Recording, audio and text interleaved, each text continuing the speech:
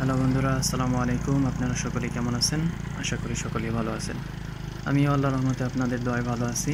আজকে কিছু কথা বলবো, সেটা হচ্ছে যে আপনারা অনেকেই আছেন যাদের শুধুমাত্র যাদের এখনও এই ভিসা পান নাই, ম্যান পাওয়ার হয় নাই, অথবা যাদের শুধুমাত্র ইন্স্যুরেন্স হয়েছে, অথবা যাদের মাত্র কলিং হয়েছে কিন্তু এরপরে আর কোনো আপডেট পান নাই।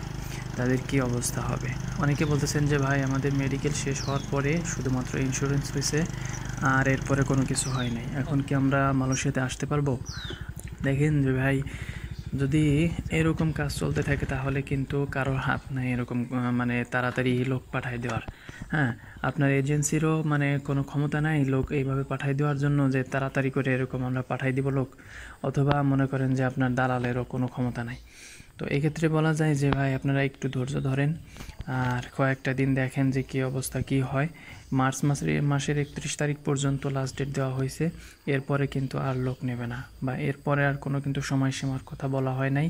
আর নিশ্চয়তাও নাই বাড়ানোর। ঠিক আছে, তো আস্তে আস্তে হইতেছে, খুব ধীরে ধীরে হইতেছে। আপনারাও দেখেন, আপনারা শেষ পর্যন্ত দেখেন, হয়তো লাস্টে বা শেষের দিকে আপনাদের হয়ে যাইতে পারে।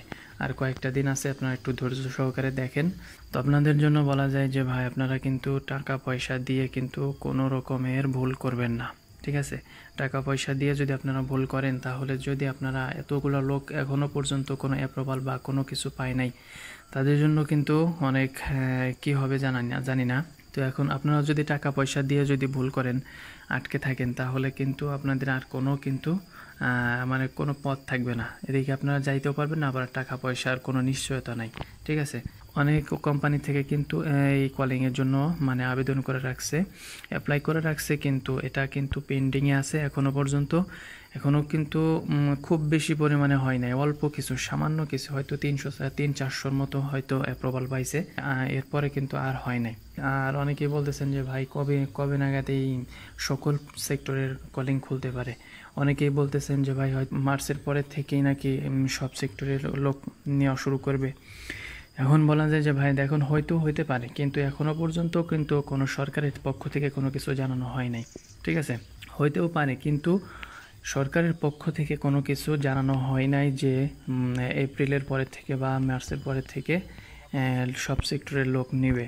ঠিক আছে, যেহেতু এখনও পর্যন্ত এই প্লান্টেশন সেক্টরের লোক নিতেছে, তো এরপরে যে সব সেক্টরের লোক নিবে, এর 100% নিশ্চয়তা কিন্তু দেওয়া যায় না। তো আজকে ভিডিও এই পর্যন্তই। আপনাদের জন্য দোয়া করি যেন আপনারা সহি সালামতে মালয়েশিয়াতে চলে আসতে পারেন। আর যারা ভিডিওটি দেখতেছেন, তারা আমাদের ভিডিওটিতে একটি লাইক করবেন, আর আমাদের চ্যানেলটিকে সাবস্ক্রাইব করবেন মালয়েশিয়ার যে কোনো নিউজ পাওয়ার জন্য। আসসালামু আলাইকুম ওয়া রাহমাতুল্লাহি ওয়া বারাকাতুহু।